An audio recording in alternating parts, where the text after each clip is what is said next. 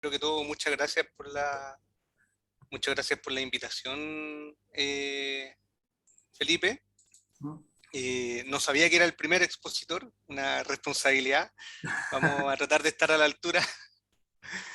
Y bueno, el título de la charla es el uso de bacteriófagos como antimicrobianos, experiencia y desafío, especialmente asociado a la producción de alimentos, que tiene que ver un poco con los temas en que me ha tocado trabajar ya desde hace harto tiempo, desde mi formación doctoral, ¿no? Y para partir, primero recordar un poquito asociado a lo que son los bacteriófagos, ¿cierto? Son básicamente virus que infectan bacterias, ¿cierto? Son las entidades biológicas más abundantes del planeta. Se estima que en el planeta existen alrededor de 10 elevado a 31 partículas virales, ¿no? Eh, y en particular los bacteriófagos son depredadores naturales de las bacterias y como tal ejercen un rol muy importante determinando lo que son las comunidades bacterianas, las estructuras de las comunidades bacterianas. Al mismo tiempo también pueden influenciar directamente lo que es la evolución de las bacterias a través de distintos mecanismos como por ejemplo la transducción. Eh, Dentro de su ciclo replicativo, como cualquier virus, lo que hacen es tomar control de las células hospedero, ¿cierto? En este caso, los bacteriófagos reconocen un receptor en la superficie de la célula bacteriana que les permite que ingrese su material genético dentro de la célula y en este proceso toman control de toda la maquinaria celular, ¿no? Y utilizan esta maquinaria celular, por un lado, para replicar su genoma y también para producir las nuevas proteínas de los fagos que comienzan a ensamblarse, ¿cierto? Para formar los nuevos fagos, hasta que eventualmente se produce la lisis de la célula bacteriana. Y es esta capacidad que tienen los bacteriófagos en su proceso replicativo de eliminar a las células hospedero es lo que ha hecho o ha puesto el foco en ellos como posibles agentes antimicrobianos. Aparte de eso, tienen otras características que son bastante atractivas, como por ejemplo el hecho de que se les considere agentes naturales, es decir, que están naturalmente en el ambiente y en todo tipo de ambiente. De hecho, incluso forman parte de nuestra microbiota natural. Se estima que dentro del cuerpo humano existen alrededor de 10 elevado a 16 fagos. Otra característica muy importante y que tal vez es la principal diferencia con respecto a los antibióticos es que pueden ser extremadamente específicos. Uno puede eventualmente seleccionar fagos que sean capaces de infectar una única cepa bacteriana o una cepa patógena en particular, ¿cierto? Entonces, eso es muy interesante porque al utilizar los bacteriófagos no alteraría, por ejemplo, la microbiota natural del lugar donde uno quiere aplicarlo, ¿cierto? No afectaría a bacterias que pueden ser beneficiosas.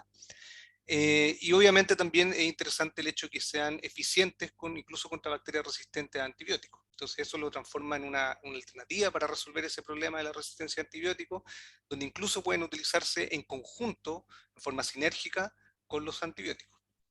Y otra característica importante es su versatilidad. ¿Ya? Los bacteriófagos se han visto como una alternativa para controlar bacterias patógenas o bacterias contaminantes en distintas áreas, pasando desde sistemas de producción como acuicultura, agricultura, que es lo que vamos a hablar hoy día, también en la inocuidad alimentaria e incluso en salud humana. ¿Ya? Y en salud humana hay varios ejemplos que han estado saliendo últimamente de casos donde se ha tratado pacientes que tienen infecciones persistentes por bacterias resistentes a antibióticos, donde se está utilizando bacteriófagos como una terapia alternativa, pero hay casos que tienen, digamos, más experiencia o donde se ha utilizado los bacteriófagos durante más tiempo que tienen que ver con países de Europa del Este, donde el uso de bacteriófagos es incluso parte de los sistemas públicos de salud. Eh, Ahora, el tema de los bacteriófagos yo creo que ha reflotado durante los últimos años y esto tiene que ver con el surgimiento o el darse cuenta del problema que viene con el tema de la resistencia a antibióticos. El punto es que para abordar este tema hay que tener una visión global y eso es lo que apunta un poco este tema de una salud, ¿no? Donde en el fondo se entiende de que todo lo que nosotros podamos hacer en el medio ambiente o las prácticas que tengamos, por ejemplo, los sistemas de producción animal, eventualmente puede terminar repercutiendo en lo que es salud humana. ¿Ya? Y esto tiene mucho sentido si pensamos que incluso se utiliza antibióticos en sistemas de producción animal e incluso en agricultura, donde básicamente se agregan antibióticos, se tiran antibióticos al campo. ¿Ya? Entonces es importante el diseñar estrategias que puedan de algún modo reducir el uso de antibióticos en estos contextos. Y eso tiene que ver un poco con las experiencias que les voy a contar hoy día, que tiene que ver con trabajos que hemos desarrollado asociados por un lado a la acuicultura, donde hemos trabajado principalmente con bacterias del género Vibrio, y últimamente el trabajo que tenemos asociado a la agricultura, donde nuestro trabajo está asociado al control de un fitopatógeno que se llama Pseudomonas syringae, un patobaractinide, más conocido como PSA, que infecta en particular a las plantas de kiwi. Entonces, para partir, un trabajo en el que participé hace varios años atrás, que tiene que ver con esta bacteria, con Vibrio anguillarum. Este Vibrio anguillarum es un agente patógeno, el agente etiológico clásico de la vibriosis, que es una septicemia hemorrágica, donde los peces que son infectados por esta bacteria terminan en una muerte, donde los peces presentan, por ejemplo, este tipo de llagas en la piel. Esta bacteria tiene una distribución sumamente amplia, súper versátil, es capaz de infectar más de 50 especies de peces, y a pesar de que se han descrito más de 23 serotipos, solamente 3 están asociados a la patogenicidad. Lo interesante es que dentro de estos 3 serotipos, el O1, el O2 y el O3, para el O1 y el O2 ya existían vacunas desarrolladas, en cambio para el serotipo O3 no existía ningún tipo de vacuna que pudiese ayudar a prevenir este tipo de infecciones. Entonces, nosotros nos interesamos en evaluar si es que podíamos utilizar bacteriófagos para controlar las infecciones producidas por esta bacteria, en particular por este serotipo, y utilizamos para eso una cepa de esta bacteria, de este serotipo que fue aislado en Chile, a la que llamamos PF4. Utilizamos una aproximación sumamente clásica donde aislamos distintos bacteriófagos capaces de infectar esta bacteria. Estos bacteriófagos fueron aislados desde muestras ambientales, desde agua de mar, desde peces y desde moluscos. Hicimos una caracterización bien clásica a partir de su material genético, la capacidad de infectar la bacteria, y en base a eso seleccionamos los que presentaban mejor capacidad para eliminar a la bacteria, y diseñamos un ensayo sumamente simple que tenía que ver con ver si los fagos eran eficientes para proteger a los peces de la infección de esta cepa PF4 de Vibrio anguillarum. Este ensayo se realizó en acuarios, en laboratorio, ¿ya? Donde las 3 condiciones, una era una condición control, donde simplemente no agregábamos ni la bacteria patógena ni los fagos, otra condición donde agregábamos solamente la bacteria, y otra condición donde agregábamos la bacteria y los fagos a los acuarios. Y esto lo evaluamos principalmente con varios fagos, pero ahora les voy a mostrar los resultados que obtuvimos con 2 fagos, con el ALMC y el CHOED. Esto que vemos acá son 2 ensayos independientes realizados con este fago ALMC, donde utilizamos una multiplicidad de infección de 7, es decir, utilizamos 7 fagos por cada bacteria que agregábamos en el ensayo. Y lo que ustedes ven acá es una curva de sobrevida, donde aquí los círculos negros representan los tanques control, donde básicamente no hay mortalidad, ¿cierto? Los peces viven sin problema. Luego estos cuadrados representan la sobrevida cuando nosotros agregamos solamente la bacteria, y ustedes ven que la bacteria es extremadamente virulenta, es capaz de generar casi un 100% de mortalidad en los peces, y cuando agregamos los fagos, como dije, en una multiplicidad de 7, una multiplicidad de infección de 7, teníamos cerca de un 40% de protección, y esto en ambos casos, ¿no? En ambos ensayos. Lo interesante es que nosotros obviamente desde los peces muertos fuimos capaces de recuperar la bacteria, confirmando que era la causante, ¿cierto?, de esta mortalidad, y aquí ya veíamos que efectivamente este fago tenía la capacidad de otorgar cierto grado de protección a los peces, ¿cierto?, contra esta infección. Pensamos en cómo podíamos mejorar esta protección, y lo que hicimos fue aumentar la multiplicidad de infección, y aquí nos fuimos un poquito al chancho, como se dice coloquialmente, y pasamos de una multiplicidad de infección de 7 a 150.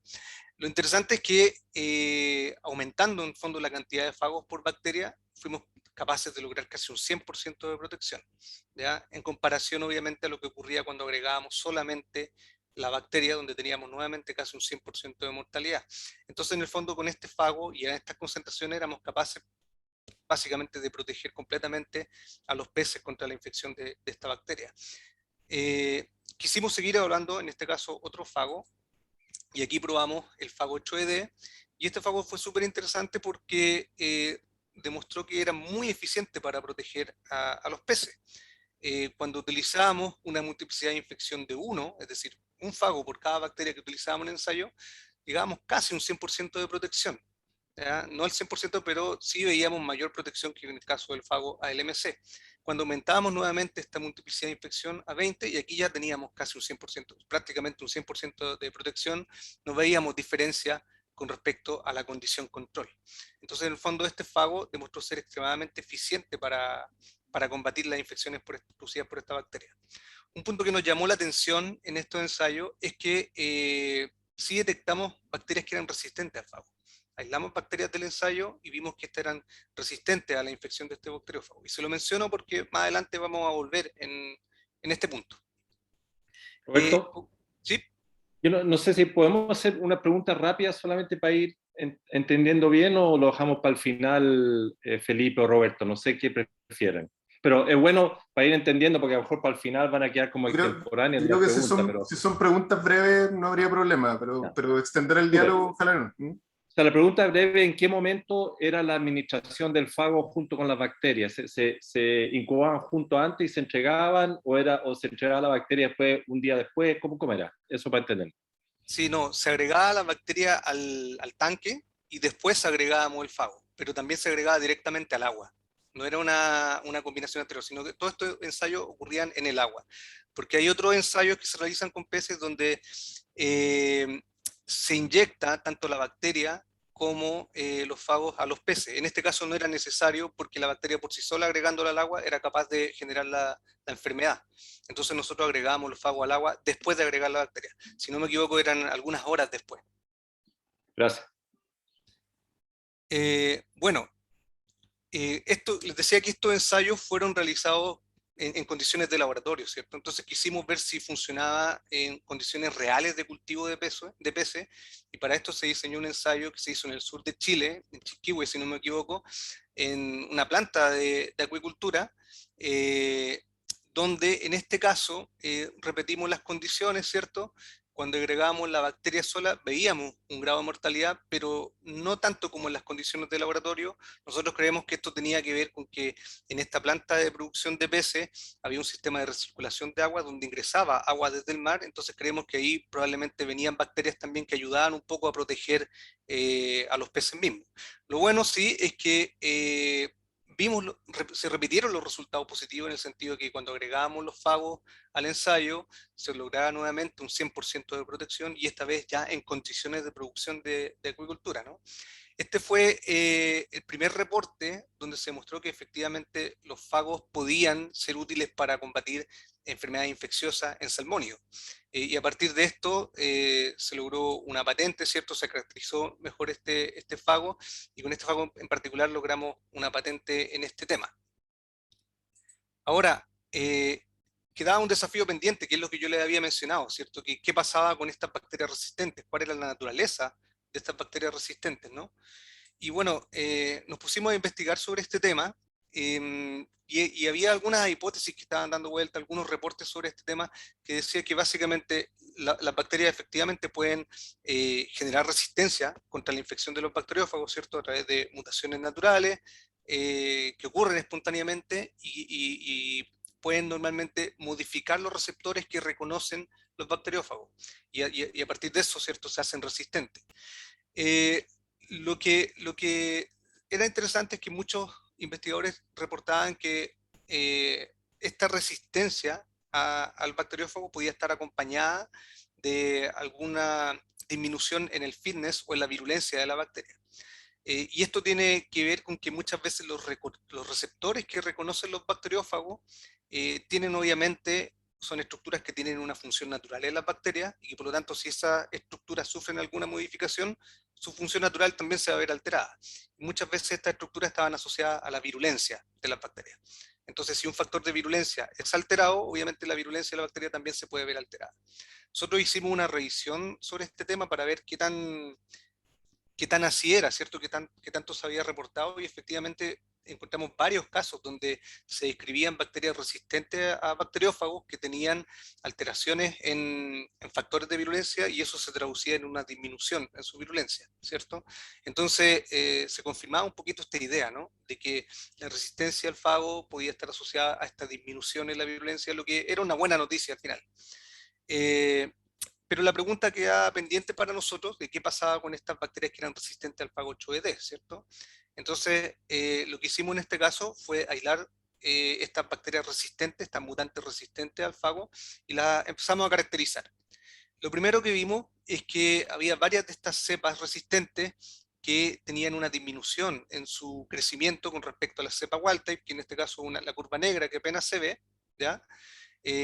Varias crecían muy parecido a lo que es la cepa wild type, pero otras tenían una disminución en su crecimiento. Entonces veíamos ya una diversidad de fenotipos en este punto. También vimos una diversidad en cuanto a la producción de biopelícula. Hicimos varios análisis fenotípicos en cuanto al perfil bioquímico, capacidad de producir enzimas proteolíticas, y vimos una diversidad de fenotipos en este sentido. Lo interesante es que habían algunos factores de virulencia descritos para Biloengilarum que no estaban alterados en estos casos, como por ejemplo la producción de hemolicina y sideróforo.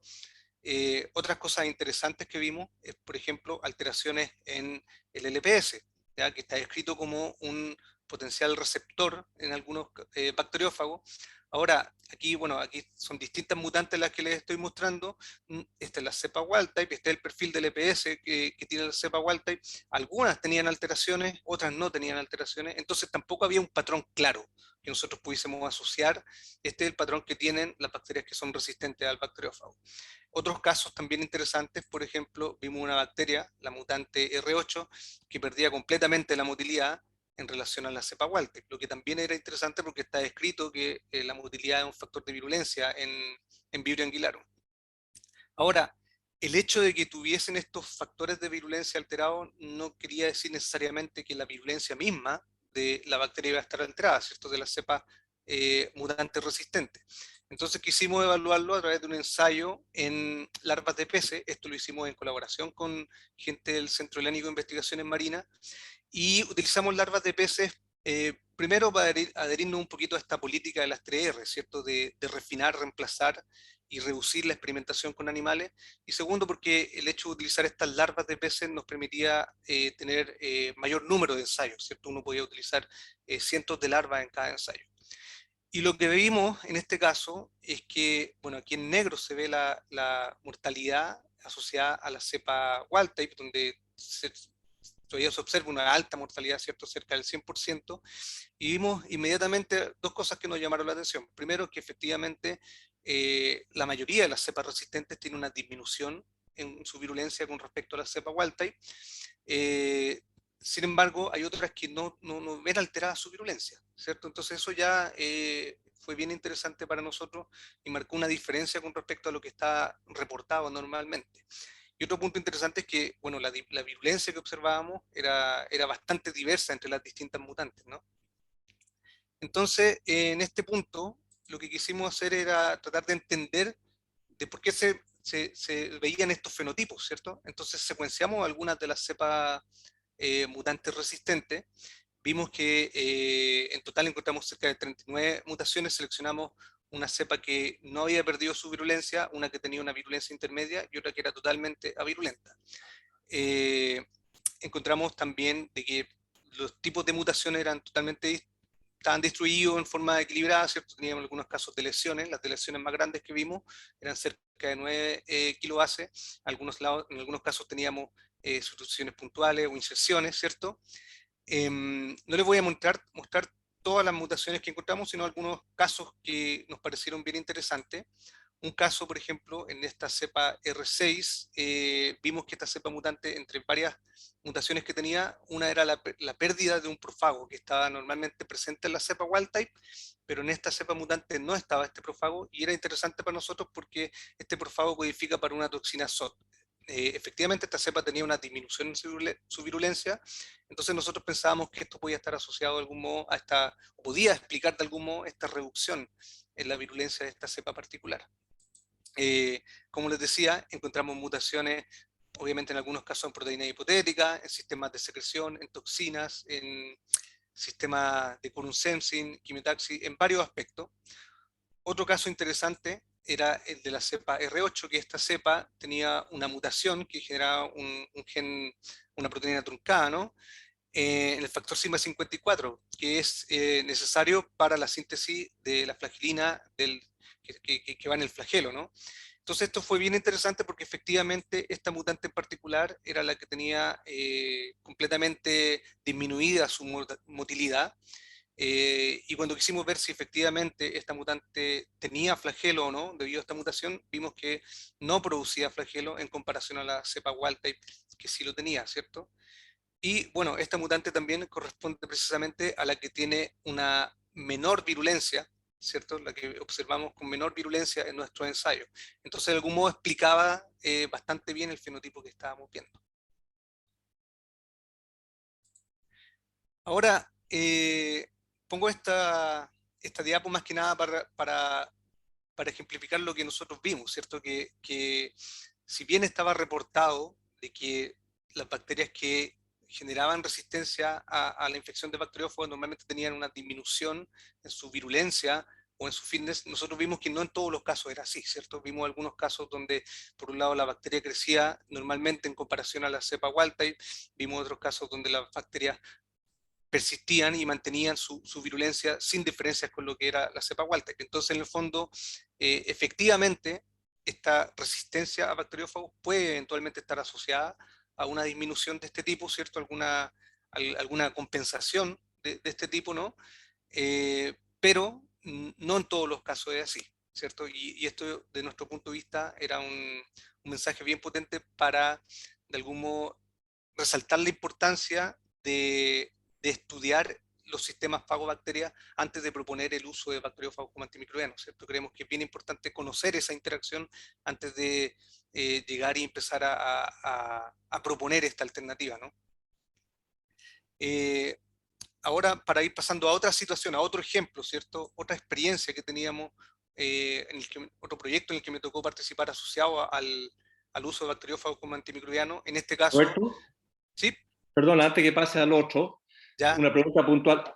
¿Había algún factor común entre estas bacterias? Quisiera sospechar cuál es el mecanismo de resistencia al fago.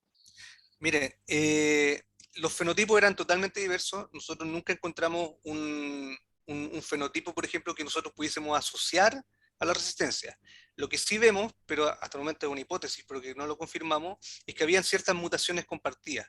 Y en particular, había una mutación en una proteína que no estaba anotada, pero que se predecía como una proteína de membrana, ¿ya? Como una proteína de membrana externa, y donde todas las cepas que nosotros secuenciamos tenían esa mutación que truncaba la proteína. Entonces nosotros sospechamos que probablemente ese era el receptor del fago, ¿no? Que otorgaba la resistencia a las bacterias. No lo confirmamos experimentalmente, pero esa es nuestra mejor apuesta hasta el momento. Ahora, Vale. lo interesante para nosotros fue esta variabilidad de fenotipos y genotipos que vimos, ¿ya?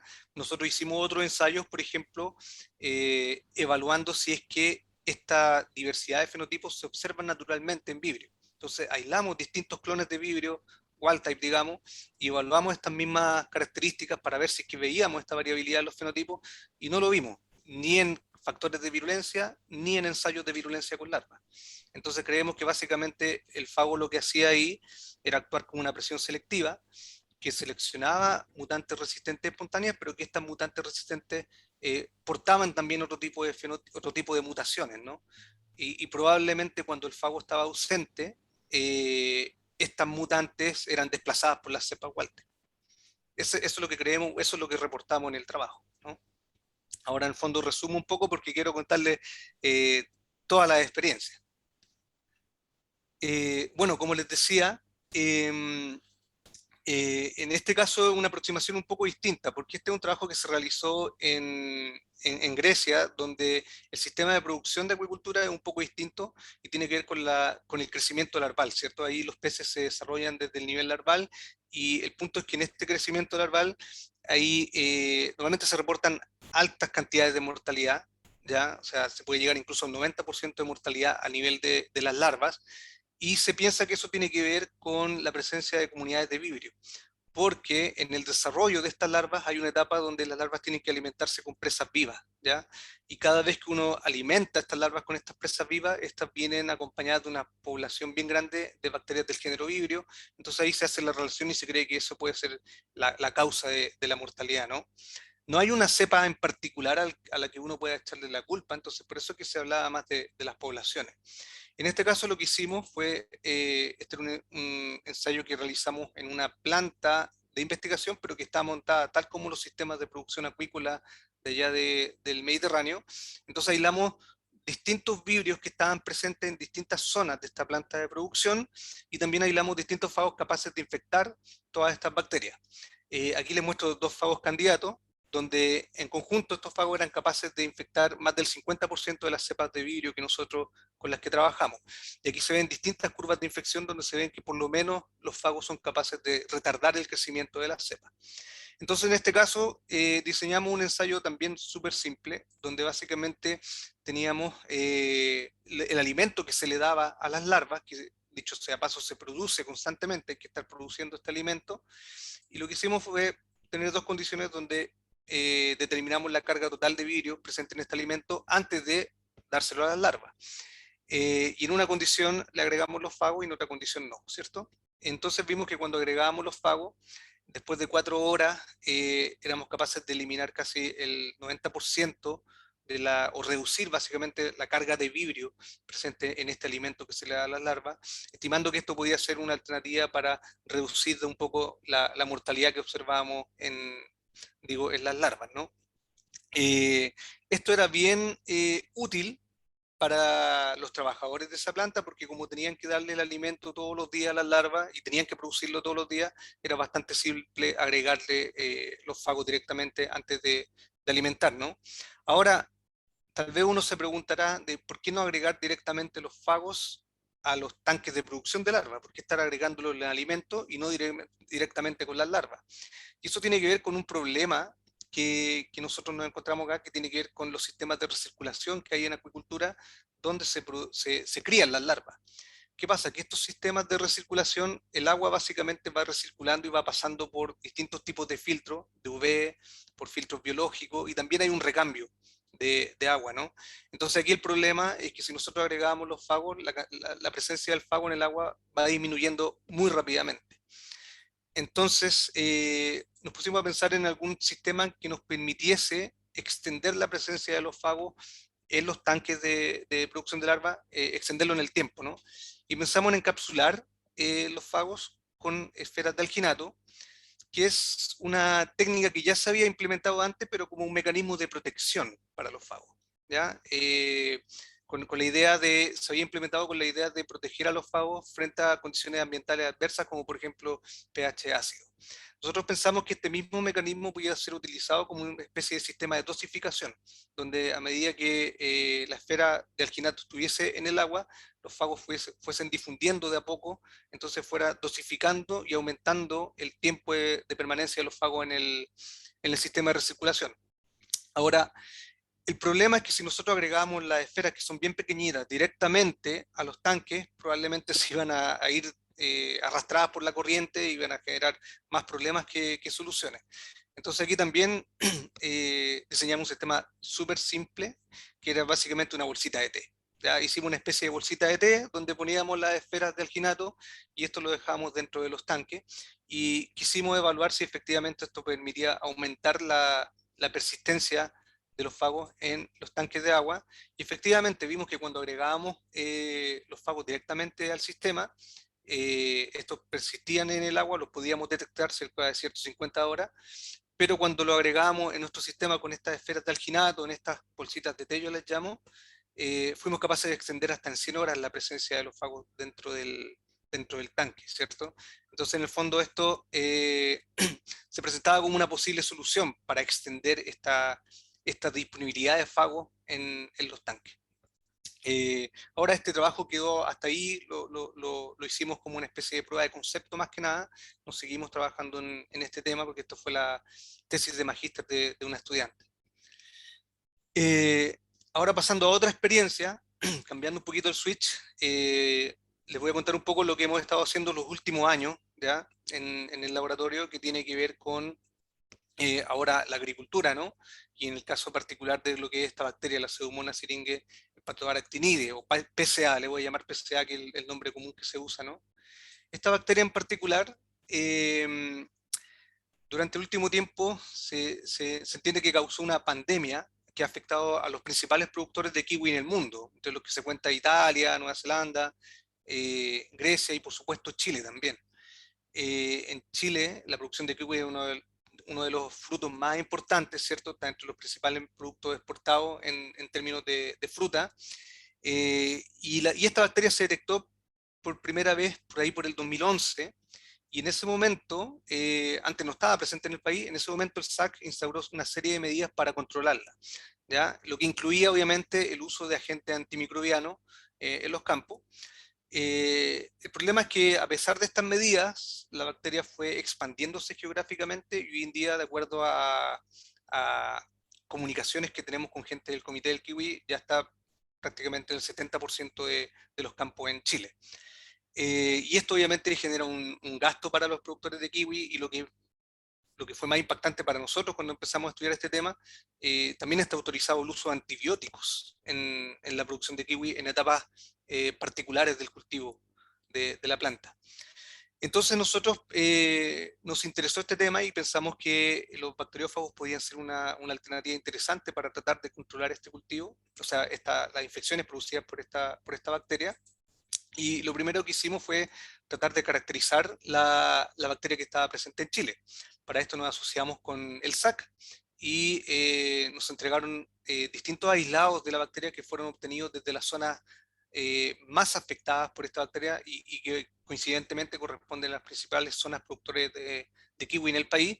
Y lo primero que vimos es que efectivamente todos los aislados que estaban presentes acá en Chile correspondían al Biogar 3, que es el que está asociado con la pandemia actualmente.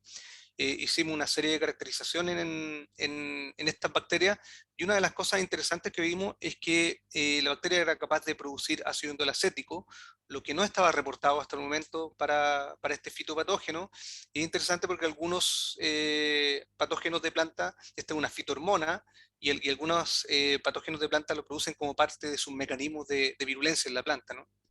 Utilizamos estas cepas para aislar fagos, aislamos una serie de bacteriófagos.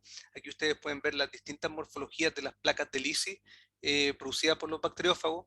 Hicimos curvas de infección, ¿cierto?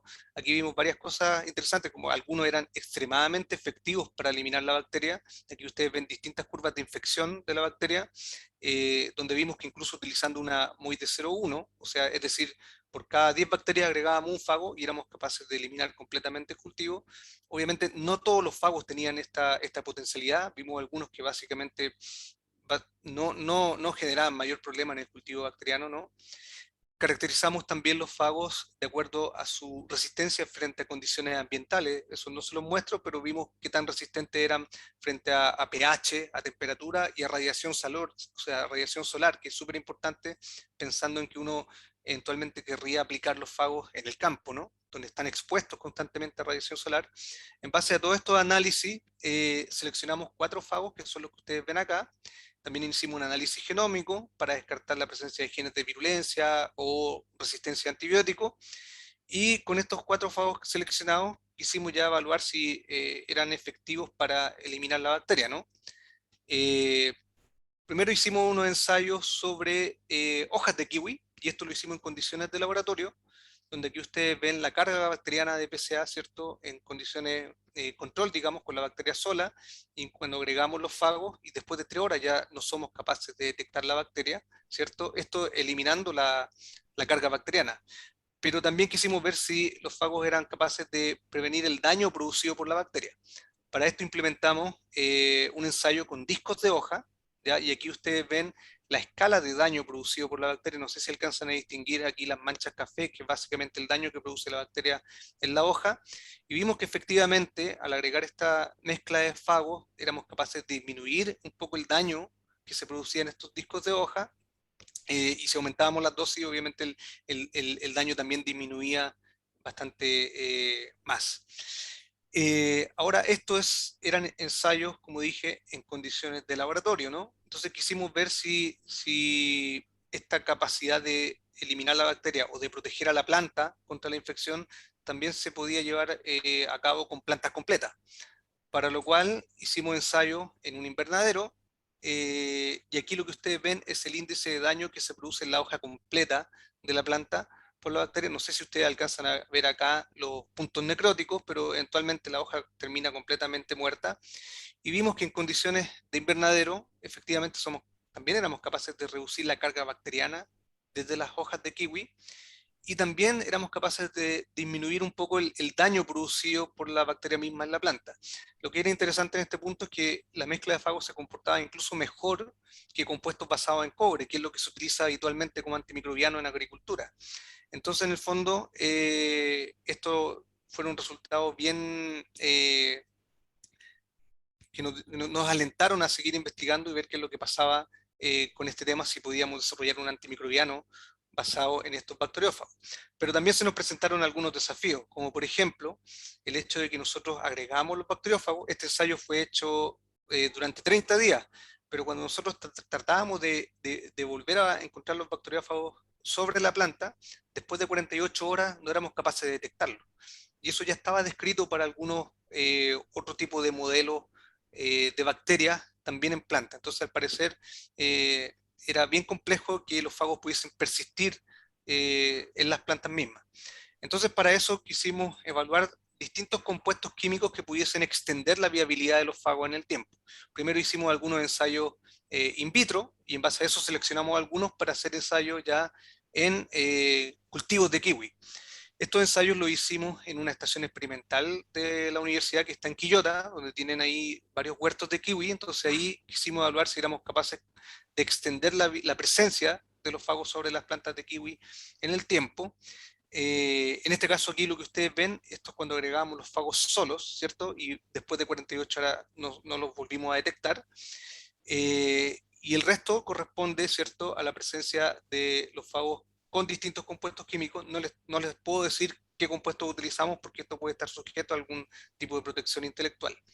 Lo interesante es que muchos de los compuestos efectivamente eran capaces de extender la presencia de los fagos en el tiempo, entonces les daba cierto grado de protección, ¿cierto? Podíamos asegurar de algún modo la presencia de los fagos en las plantas de kiwi. Ahora, otro punto importante es que una cosa eran los resultados que nosotros obteníamos en el laboratorio, ¿cierto? Y otra cosa son los resultados en campo, donde hay otras variables que uno a veces no considera. Y es que, por ejemplo, algunos de los compuestos eran muy buenos para proteger los fagos, pero también eran muy atractivos para insectos. Entonces, se nos llenaban de repente las plantas de insectos, y obviamente eso uno no lo puede pensar desde el punto de vista comercial, ¿no? Eso también, bueno, teniendo en cuenta este tipo de aspectos y también algunos aspectos económicos, desde el punto de vista de que eventualmente esto tendría que ser formulado y producido por alguna empresa y comercializado, ¿cierto? Algunos compuestos no eran viables desde el punto de vista económico.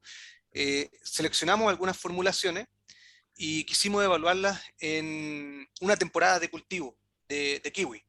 Y para esto nos asociamos con productores de kiwi de dos regiones, en Peumo y en Linares, que son dos zonas que presentaban, por un lado, condiciones agroclimáticas distintas, y por otro lado, zonas que también donde se había reportado que eran zonas positivas para PCA, donde sabíamos que la infección de la bacteria estaba presente.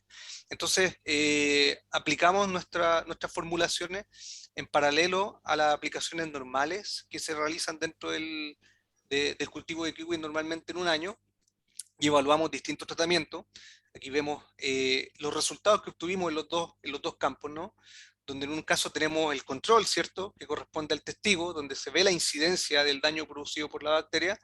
También el caso del cobre, que es el tratamiento habitual que se utiliza para combatir esta bacteria, y cómo nos fue con distintas formulaciones que nosotros probamos. Vimos que algunas en verdad no funcionaban muy bien, pero otras que en verdad sí tenían ahí un buen comportamiento. Aquí hay un error, debería ser T4, ¿no? Que en este ensayo en particular vimos que esta formulación sí otorgaba cierto grado de protección contra la infección bacteriana. Ahora esto, bueno, este año recién hicimos una solicitud de patente también con esta formulación, tenemos que ver si la otorgan posteriormente o no. Una cosa que nos interesó en este punto y que es algo que está en desarrollo, que estamos empezando a trabajar con esto, es qué pasaba con las comunidades bacterianas en las plantas, ¿no? Porque la apuesta nuestra es que supuestamente estamos agregando un agente que es específico contra PCA, ¿no? Entonces queríamos entender qué pasaba con las comunidades en particular de Pseudomonas, y esto, como les digo, es algo que está en desarrollo. Hicimos un análisis por amplicon sequencing de las comunidades bacterianas presentes sobre las plantas de kiwi. Estos datos estamos recién analizándolo y corresponden a la situación antes de aplicar los tratamientos, ¿ya? Antes de que nosotros apliquemos los distintos tratamientos, y vimos una cosa interesante que básicamente la comunidad en estas dos zonas, ¿cierto? Agroclimáticas, la comunidad de Pseudomonas presente es bastante diversa, ¿cierto? No es solamente PCA la que está presente, sino que hay otro tipo de Pseudomonas que están presentes, algunas que también están definidas como patógenas, como por ejemplo la Pseudomonas syringae, ¿cierto? O la Piriflava. Esperamos obviamente más adelante seguir avanzando con este tema, y ver efectivamente cómo se producen los cambios en estas comunidades después de aplicar los distintos tratamientos, entendiendo, por ejemplo, que cobre es un antimicrobiano de amplio espectro y los fagos serían mucho más específicos. Ahora, estos ensayos en campo, estos ensayos experimentales que nosotros hicimos en campo, nos llevó a otro desafío, que tiene que ver con cómo tú produces la cantidad suficiente de fagos, ¿cierto? Porque una cosa es producir fagos para ensayos experimentales o en laboratorio, y otra cosa es producir para que se puedan aplicar en campos de producción de kiwi, considerando que en Chile hay cerca de 10.000 hectáreas plantadas con kiwi, ¿no? Entre 9.000 y 10.000 hectáreas. Entonces, para eso pensamos en la siguiente estrategia, y esto ya es para ir terminando un poco. Primero, en encontrar fuentes, medios de cultivo alternativos, ¿ya? Porque nosotros normalmente producíamos crecíamos la bacteria y producíamos los fagos, ¿cierto? En medio LB, pero esto a nivel industrial podía ser muy caro, entonces pensamos tal vez en fuentes de carbono alternativas, viendo obviamente algunos desechos industriales que pudiesen ser útiles. En base a, una vez encontrados estos medios de cultivo alternativos, quisimos evaluar los parámetros de crecimiento, tanto de la bacteria como de los bacteriófagos. Y una vez obtenidos estos parámetros de crecimiento, diseñar un modelo de producción y evaluarlo in silico, ¿ya? Diseñar un modelo de producción in silico, evaluarlo, ¿cierto? A través de un modelo computacional, y después validar experimentalmente si nuestro modelo optimizado servía para mejorar la producción de FAO. Entonces, encontramos distintos medios de cultivo, ¿cierto? O sea, probamos distintos medios de cultivo, vimos algunos que efectivamente permitían que la bacteria hospedero de nuestros fagos, que es la PCA, creciera bastante más rápido que con el medio normal LB. Del mismo modo, hicimos la típica curva de one step con los fagos. En la bacteria crecida en ese medio de cultivo, veíamos que en algunos casos se aumentaban los parámetros de producción, en el sentido que aumentaba la tasa de eclosión, por ejemplo, de los fagos. En otros casos no se veía mayor diferencia. El punto es que obtuvimos todos los parámetros cinéticos, tanto de la bacteria como de los fagos, y con esos datos diseñamos un modelo de producción. El modelo de producción era básicamente tener un reactor donde tenemos el medio de cultivo, ¿cierto? Un reactor donde crece la bacteria, y eso es traspasado a un reactor donde se ocurre la infección, ¿ya? En este caso tenemos la bacteria y el fago, y después un reactor donde nosotros vamos recolectando el fago producido. Diseñamos ecuaciones para definir las poblaciones tanto de la bacteria en cada uno de los reactores y también de los fagos, considerando las tasas de crecimiento de la bacteria, las tasas de eclosión de los fagos, la probabilidad de que se generen bacterias resistentes, ¿cierto? Y también la transferencia entre los distintos reactores. Y empezamos a jugar un poco con las variables de flujo entre los distintos reactores y las concentraciones también de nutrientes, para controlar de ese modo las tasas de crecimiento de la bacteria y minimizar de algún modo la proliferación de bacterias resistentes, que también es un fenómeno que puede ocurrir. Y en base a eso, optimizamos un sistema de producción que después evaluamos experimentalmente cuando lo montamos en el laboratorio, Y lo que ustedes ven acá en las líneas segmentadas corresponde a la producción de fagos simuladas en nuestro modelo, ¿cierto? Y los puntos que ustedes ven acá corresponden efectivamente a las cantidades de fagos que nosotros obtuvimos en este sistema de producción. Eh, a partir de este modelo, nosotros fuimos capaces de optimizar, de aumentar por lo menos 10 veces la cantidad de producción de fagos, que en principio no es tan sorprendente, y eso tiene que ver con que la producción de estos fagos todavía puede lograrse una mayor optimización, y eso tiene que ver con que al momento de evaluar experimentalmente esto fue en condiciones de pandemia, donde no podíamos estar constantemente ahí trabajando en las variables de los reactores, ¿cierto? Pero como punto de partida fue bastante bueno para nosotros el mejorar de algún modo la cantidad de fago producido, ¿cierto? Y bueno, eso es más o menos los mensajes en cuanto a las experiencias de las cosas que hemos ido trabajando y los desafíos que nos hemos ido encontrando. Como mensajes finales me gustaría simplemente recalcar, ¿cierto? Primero, esta idea de que efectivamente los fagos pueden ser utilizados para combatir bacterias patógenas, y esto puede ser utilizado en distintos contextos, ¿cierto? Aquí vimos dos contextos bastante diferentes, cada uno con sus problemas particulares, ¿no? Y algunos temas en los que hay que investigar, ¿cierto? Que uno siempre tiene que tener en cuenta al momento de proponer este tipo de alternativas, es estudiar qué pasa con las bacterias resistentes por un lado, ¿cierto? Evaluar los mejores métodos de administración. Hay un montón de detalles que tienen que ver con la aplicación misma de los fagos en las distintas condiciones que hay que ir viendo. Métodos de producción eficientes, ¿cierto? Para que sea interesante desde el punto de vista industrial. Y un tema que no abordé, pero que no es menor, que depende del contexto de cada país, que tiene que ver con el marco regulatorio, ¿cierto? Porque en el fondo el uso de bacteriófagos es algo que es nuevo, relativamente nuevo en Occidente, entonces muchas veces no existe legislación al respecto. Y tal vez el mensaje más importante es que siempre es, yo creo que es necesario conocer el sistema fagobacteria, entender cómo ocurren estas interacciones antes de proponer su uso, ¿no? Y eso es, bueno, finalmente los agradecimientos, ¿cierto? La gente del laboratorio, ellos son básicamente los que realizan el trabajo finalmente. Yo formo parte del laboratorio de microbiología de allá de la universidad, ¿cierto? Y en este trabajo colaboramos con distinta gente de acá de Chile y de afuera, ¿cierto? Aquí, bueno, con la Katy hemos hecho harta colaboración también, que está presente ahí en la charla, y bueno, la gente que nos financia, ¿cierto? Que en este caso está asociado a proyectos Fundef y proyectos Fondes y todo el trabajo que nosotros hacemos. Eso, muchas gracias. Muchas gracias, Roberto. Hay una línea súper bonita de desarrollo del trabajo. A mí me da mucho gusto verla, la verdad. Y muy bonito el trabajo. Dejo entonces abierta la sesión para que puedan hacer sus preguntas. Si alguien quiere preguntar.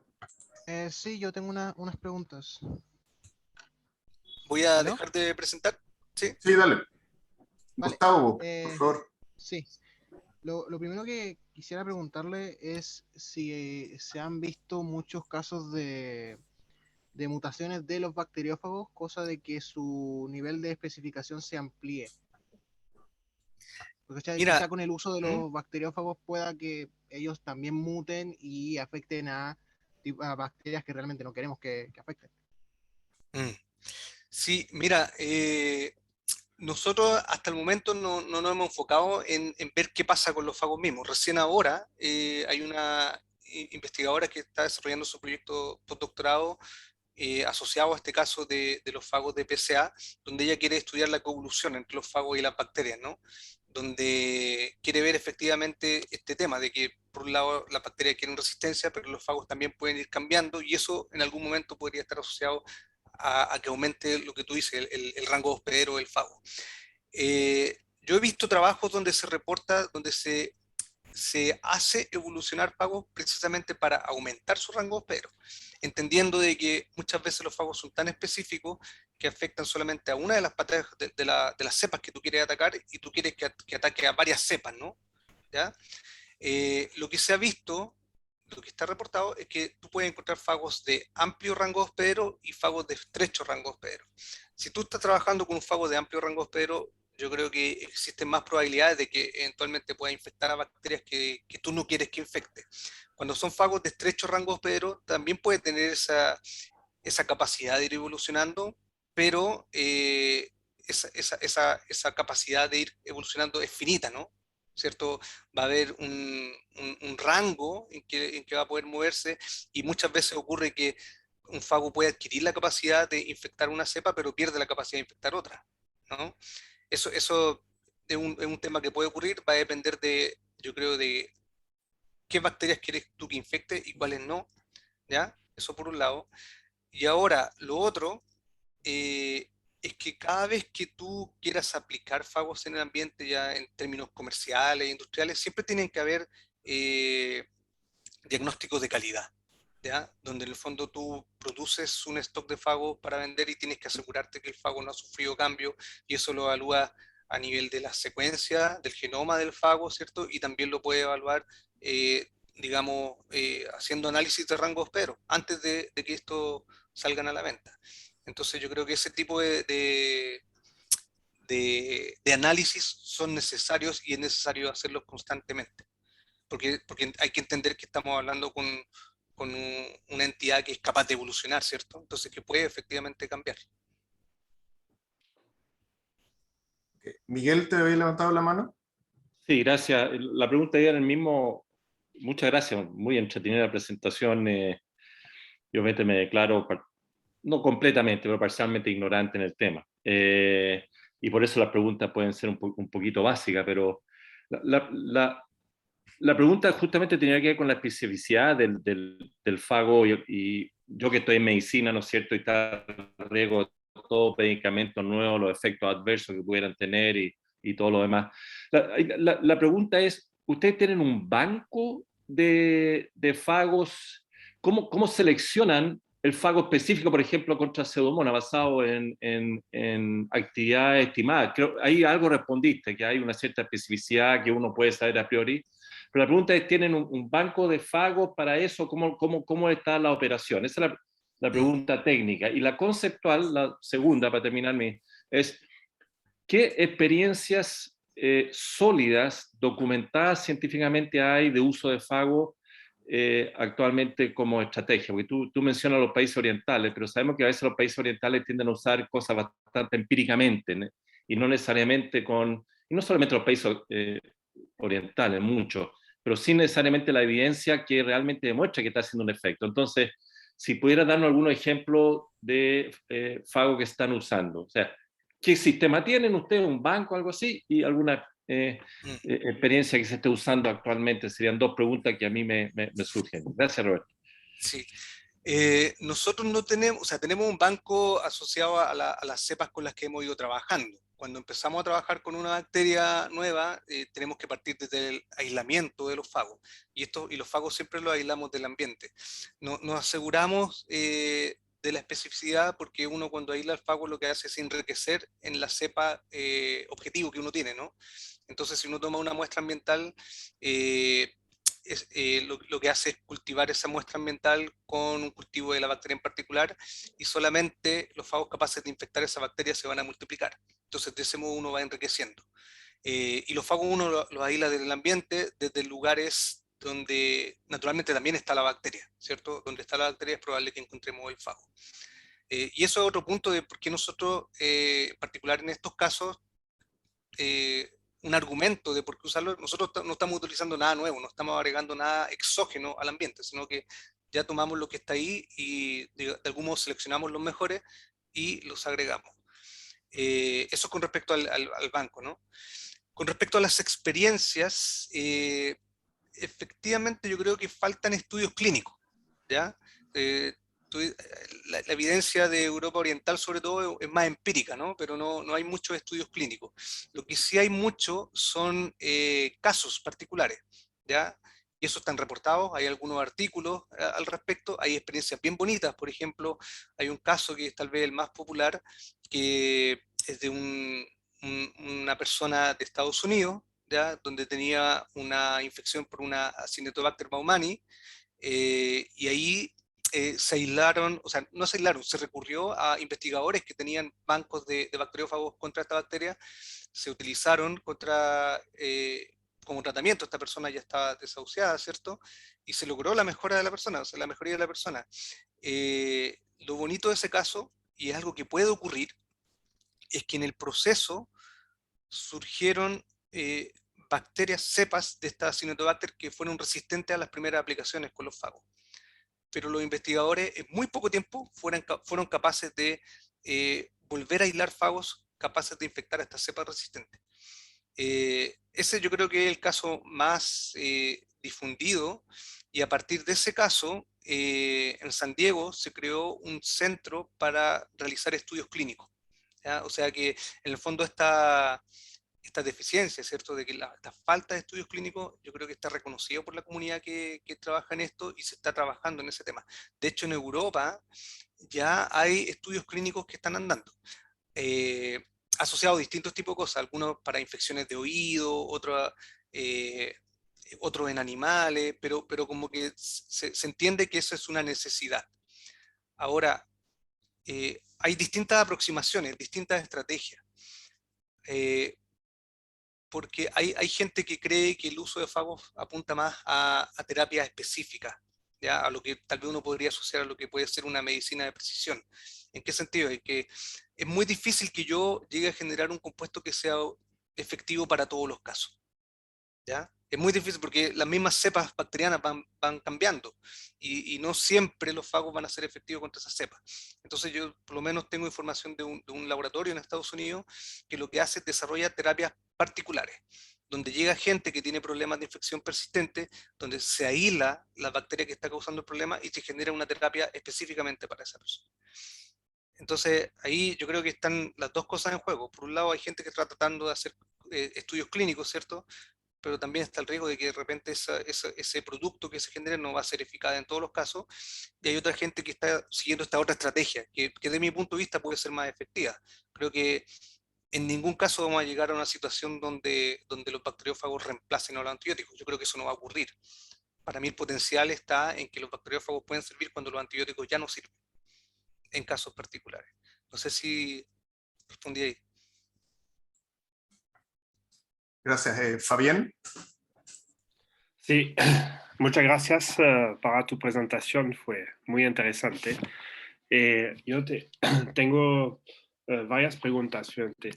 En tu primer experimento que tú presentaste, en los peces, en los tanques, podemos ver que fíjate, después de la aplicación de los fagos, ya se disminuía la mortalidad de los peces, pero sin embargo queda una alta mortalidad, como 30%, no me acuerdo.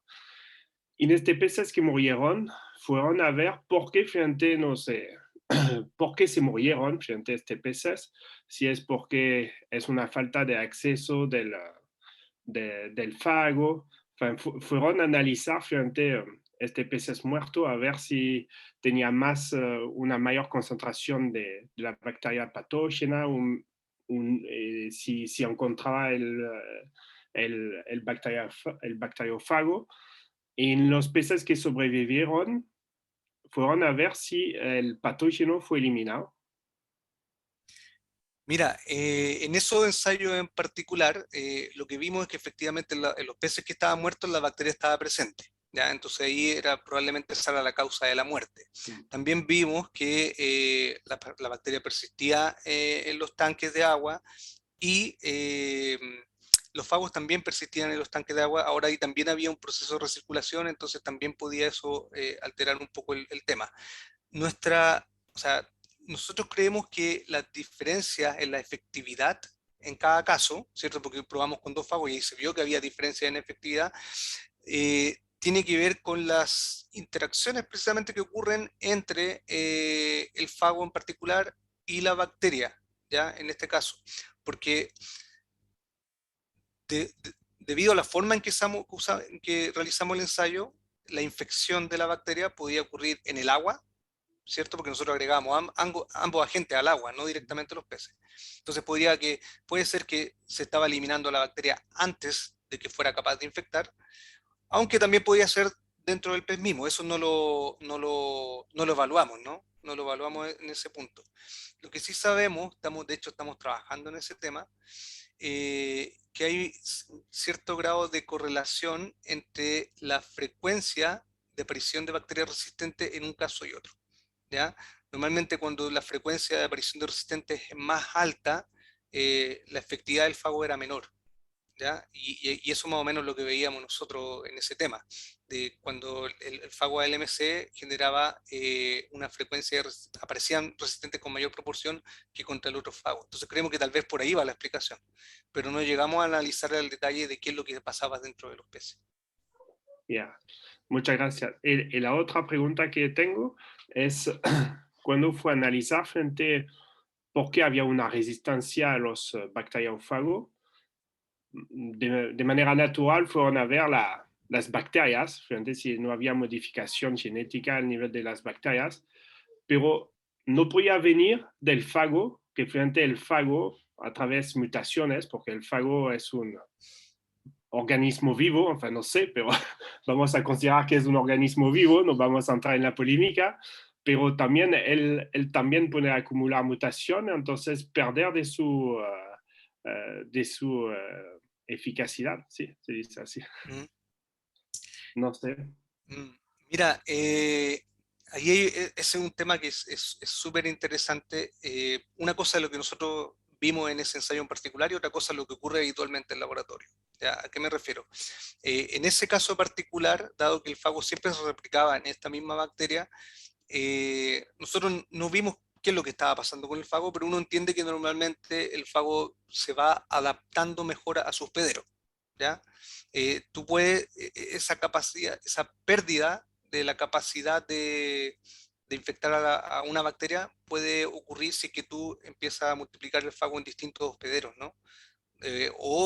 En ensayos de coevolución también se ha visto, donde tú haces coevolucionar el fago y la bacteria, y en algunos casos el fago va adquiriendo la capacidad de infectar a la bacteria contemporánea, en el sentido de que la bacteria también va evolucionando, pero muchas veces eso significa que el fago pierde la capacidad de infectar a la bacteria original, ¿cierto? Antes de que la Sí. bacteria evolucionara. Lo que yo he visto es que no es algo general, depende de caso a caso. ¿Ya? Yo no podría decirte con todos los fagos se comportan igual porque están reportados distintas situaciones, donde ocurre esta especie de selección fluctuante o ocurre esta otra carrera armamentista. Va a depender de caso a caso, yo creo.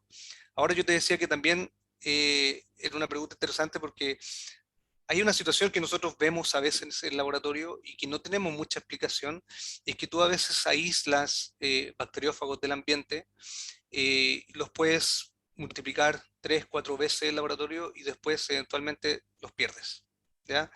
Eso a veces pasa también con algunas bacterias ambientales, a nosotros nos ha pasado con algunos vibrios, y en este caso es súper difícil saber qué es lo que ocurrió. Probablemente tiene que ver con los mecanismos de defensa de la bacteria, pero estaría Sí. inventando si te digo qué es lo que pasa ahí. No, sí, no es fácil. Pero claramente vamos a decir, la lógica es que hay una adaptación del virus al hospedero, el hospedero al virus, entonces que fíjate, se mantenían vivos los dos el más tiempo posible. Fíjate, eso sería la lógica. Pero bueno, ya, muchas gracias para tu respuesta y tu presentación. Gracias, Fabián. Juan Carlos. Hola Roberto, gracias por la presentación. Yo tengo una pregunta bien básica y bien que se quedó en la primera parte, que es en relación al, si ustedes saben cuáles son digamos, el blanco que utiliza el fago para ingresar a la bacteria, y en ese sentido, ¿por qué en la mutante que es deficiente en el flagelo puede además inhibir la entrada del fago? Y eso asociado también con la capacidad que tiene la bacteria de infectar en ausencia de flagelo. Si es que este es un elemento de virulencia importante, entonces ahí cómo se relaciona un poco con los resultados. En ese caso, nosotros tenemos sospecha de cuál podría ser el receptor. Por ejemplo, descartamos que fuera el LPS, porque cuando vimos la alteración en el LPS, no todas las mutantes resistentes tenían alteración en el LPS. La sospecha iba por el lado de qué mutaciones compartían, ¿no? Y dónde estaban esas mutaciones. Y ahí creemos que probablemente el candidato tiene que ver con una proteína que no estaba anotada, pero que si tú la analizabas, aparecía como una potencial proteína de membrana externa, ¿no? Y que en caso todas las mutantes que secuenciamos tenían esa mutación y generaban una proteína truncada. Entonces creemos que por ahí va el receptor. No tenemos certeza, pero creemos que ese es el mejor candidato. Con respecto al flagelo, esta mutante, la R8, que era totalmente avirulenta, efectivamente hay algunos fagos que utilizan el flagelo como receptor. Nosotros creemos que este no es el caso porque las otras mutantes que teníamos que eran resistentes tenían flagelo, entonces probablemente no iba por ahí.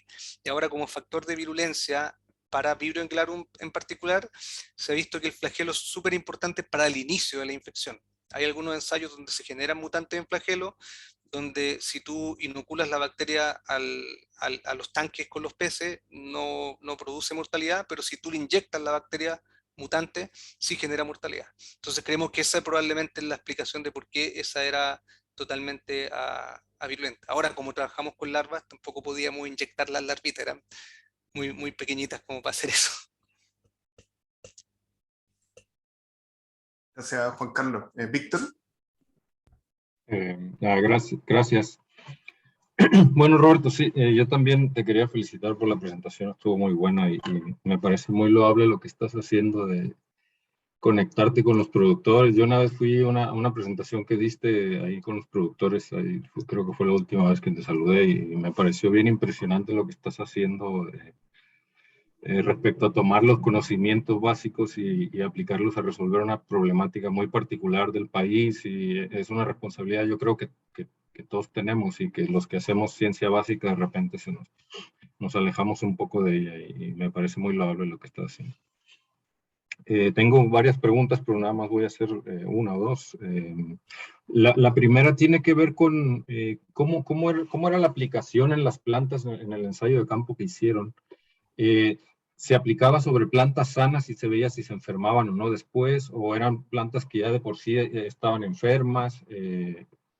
Por lo tanto, el tratamiento es preventivo o correctivo. No sé si son esas palabras que se aplican en este caso, pero por ahí va la pregunta. Y ¿cuántas aplicaciones hacían? ¿Cuánto tiempo duró el experimento? ¿Cuántas aplicaciones fueron necesarias para lograr ver este efecto? Por un lado. Sí, mira, ese otro tema que no quise profundizar, pero cuando realizamos todos estos ensayos, la cepa bacteriana la PCA está en calidad cuarentenaria. Eso quiere decir que estaba todo totalmente regulado por el SAC. Los ensayos que nosotros hicimos en planta, en invernadero, para eso tuvimos que autorizar el laboratorio y el invernadero por el SAC. Entonces ese tema era bastante complejo. Ahora, para hacer los ensayos en campo, obviamente nos tuvimos que contactar con los productores, y hay un montón de detalles. Primero, tú no puedes, o sea, ninguna cepa patógena tú puedes hacer una infección artificial, ¿cierto? No puedes tirar la cepa ahí a los campos de kiwi. Entonces tuvimos que seleccionar campos donde sabíamos que existía la presencia de la bacteria. Entonces esa bacteria está presente ya en esos campos y se manifiesta año a año, y algunos años con mayor intensidad y otros años con menor intensidad. Entonces eso es lo que se llama un inóculo natural de la bacteria, ¿ya? La aplicación de los fagos es otro tema súper complejo, porque hay un montón de variables que uno, como no es agrónomo, no domina, y ahí, bueno, nosotros trabajamos con gente de agronomía que era parte del proyecto. Cosas tan simples como, por ejemplo, tú vas a aplicar, esto se aplica por aspersión, ¿no? Se aplican con estas máquinas como fumigan, y cosas tan simples como, por ejemplo, la dirección del viento. O sea, tú estás aplicando esto y de repente viene el viento y te tira todos los fagos a las plantas que son del ensayo de al lado y te mezcla todo. Entonces, ese tipo de detalles hay que tenerlo súper controlado. Y el cómo se hizo, nosotros hasta el momento hemos hecho ensayos durante 2 temporadas, ¿ya? En la última temporada fue el 2020, ambas temporadas las hicimos en Peumo y en Linares, y la aplicación seguimos el mismo régimen que utilizaban los productores de kiwi. Los productores de kiwi tienen un calendario de aplicación de cobre, que es lo que ellos utilizan, donde comienzan las aplicaciones en primavera, ¿ya? Y continúan hasta diciembre más o menos. Entonces nosotros seguimos exactamente el mismo calendario, donde eran básicamente, hicimos 8 aplicaciones si no me equivoco, semanalmente uno iba aplicando. Y entonces uno lo que hace es medir la sintomatología antes de comenzar las aplicaciones, donde tú tienes segmentos de los huertos de kiwi, segmentos separados para cada una de las condiciones, ¿no? Entonces medimos la sintomatología antes, durante y al final del ensayo, y además fuimos tomando muestras para determinar la carga bacteriana y estas comunidades de Pseudomonas, ¿cierto? Y eso es lo que está todavía en análisis. Eso más o menos. Ya, muchas gracias. No, la otra pregunta está relacionada con cuando determinaron la presencia de pseudomonas en la rizósfera, ¿no? en la planta, en el ambiente de la planta antes de la aplicación. ¿Qué metodología usan? Porque la filogenia de pseudomonas es súper complicada para determinar especies, aún teniendo el genoma completo para decidir que pertenece a una especie u otra. ¿Qué metodología usan ustedes para clasificar en especies esas pseudomonas que encontraron? Sí, mira, yo también sospecho harto ahí de qué tanto podamos definir al nivel de patovar incluso en estos casos. Lo que estamos haciendo es basándonos en un trabajo que se reportó donde hacían un análisis también por Amplicon Sequencing, donde amplifican creo que no sé si la región P4 y P5 del 16S, y lo que este trabajo reporta, que precisamente el cancro bacteriano del kiwi eran 3 bacterias las que estaban asociadas a la infección, ¿ya? Donde básicamente hablaban de Pseudomonas syringae, Pseudomonas syringae patoractinidae y de Pseudomonas viridiflava. Entonces básicamente estamos basándonos un poquito en ese análisis, pero tampoco tengo certeza que podamos llegar a diferenciar a ese nivel. Ya, muchas gracias. Bueno, yo creo que en honor al tiempo vamos a dar por finalizada la sesión. Roberto, de nuevo, muchísimas gracias. La verdad que siendo el primer seminario dejar la vara bien alta para los próximos expositores. Ha sido una exposición súper completa, una línea bien desarrollada, así que nada más que volver a agradecerte tu disposición, tu participación, por darte el tiempo de responder todas las preguntas y ojalá nos podamos encontrar nuevamente en una instancia como esta. Muchas gracias por la invitación nuevamente, ¿cierto? Ojalá que le haya parecido interesante. Yo encantado siempre de conversar sobre los bacteriófagos, un tema que tú ya nos conocemos hace tiempo, sabes que me gusta el tema, ¿cierto? Y Roberto también sabe el tema. Sí. Entonces, encantado de poder contarles lo que hemos estado haciendo en el último tiempo. Bonito trabajo. Ya pues, muy bonito trabajo. Muchas gracias, Roberto, muchas gracias a todos por asistir. Tuvimos súper buena convocatoria. Ojalá se siga dando igual en las sesiones que vienen. Que estén todos muy bien. Gracias, Felipe. Gracias, Roberto. Chao, que estén muy bien. Chao. Tú también.